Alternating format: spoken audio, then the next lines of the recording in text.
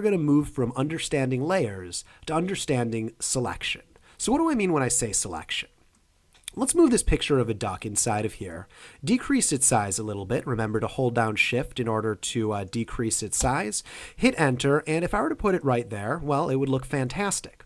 It does look fantastic. Would look. What am I thinking about? It's amazing. But if I move it over here, I don't want I don't want to see, the white part. I only want to see the duck. Now, if I were to go here and try to select out only part of the duck, let's Control-C, Control-V. Obviously, this is not what I want right here. As exciting as these eyes are, they're not what I want. Delete.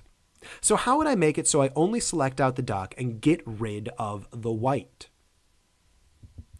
I'm going to introduce you to the next selection tool. The next selection tool, you say? Believe it or not, I've already introduced you to one of them, and that is the rectangular, the marquee tool. The make a square tool, as I've been calling it, the make a square selection tool, as I've been calling it, is one of the 3 key selection tools. The other 2 are the lasso tool and the wand tool. Now, you might see this as the quick selection tool. If you see it looking like this, just click it and move it to the magic wand tool. And they each accomplish different things. This one allows you to select an area and is good for things such as we used it for last, creating solid shapes of colors such as we have here. This is good and works like a pair of scissors, whereas this one grabs a single color and allows you to use it. So if I were to use the wand tool, click on the white, what it does is it selects everything that's that shade of white. Now, this worked perfectly because I just recorded this video and then lost the audio. It was an unfortunate thing. What I want this to work is I want it to work horribly the first time through. So let's make it so it works absolutely horribly the first time through, and then I'll show you how to make it so it's actually a viable tool.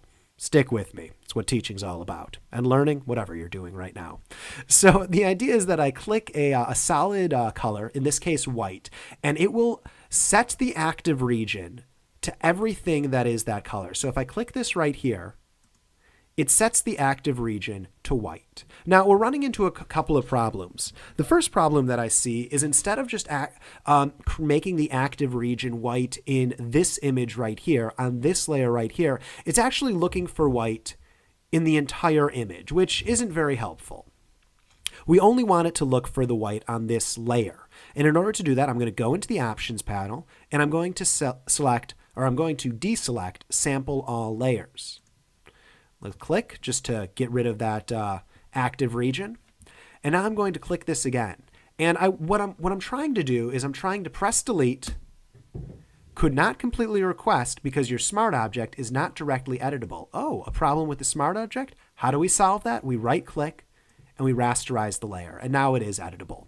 So if I press delete, and let's deselect that, you'll notice that it did a good job of getting rid of the white, but it also got rid of the eyes right there. So let's go back a couple of steps.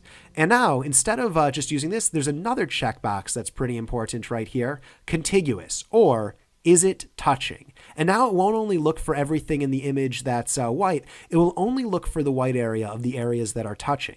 So when I click this and press delete and deselect, we get this duck and none of the white background right there.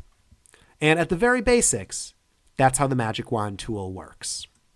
Now, let's say I wanted to put this duck behind the sand dune right there. If I tried to use the box tool for that, it wouldn't really work. If I tried to use the Magic Wand tool for that, it wouldn't really work. So I'm going to show you another tool, the lasso tool, which works essentially like a pair of scissors. Let's do that in the next video.